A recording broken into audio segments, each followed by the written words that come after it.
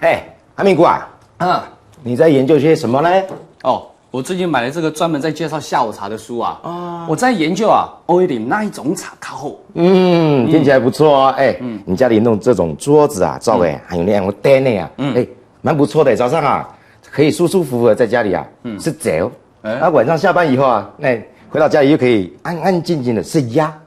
就连放假的时候啊，连下午茶都不必在外面跟人挤哎。对呀，我买这一整套的作为老灯的就是因为我可以自己稍微煮个东西吃弄个东西可以喝像外面经济不景气我这样还可以省丢的钱哎呦，你讲的对呢在外面吃一餐2、300个元一定跑不掉，对不对？你看，在家里吃不但那个省钱，而且要么是担心点个食物唔呛的，冇做香油，黑嘛？哎呦，内行我跟你讲，我不是只准备这一些做灯我连这些餐具吃饭的东西，我全部都准备好了。哎呦，我那天就有看到了，有那个什么茶叶盘哎呦，阿敏姑你弄这一套餐具一定花了不少钱哦。没有啦，其实这个茶叶老盘的都是我那时候搬家的时候朋友送我的，其实1毛钱都没有花到。哎呦，原来你人缘真的不错呢，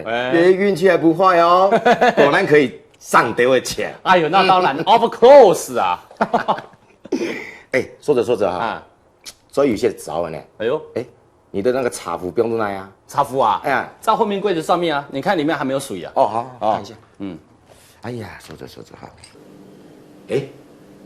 没有半滴水海 C 因为我昨天晚上太累了，所以还没有先洗棍睡我就睡着了。哎呦，没关系啦，你不是刚好要泡下午茶吗？对啊，对不对？那就顺便洗棍睡后可以可以不过阿敏姑这研究了老半天你有没有想到说我们要泡什么茶呢？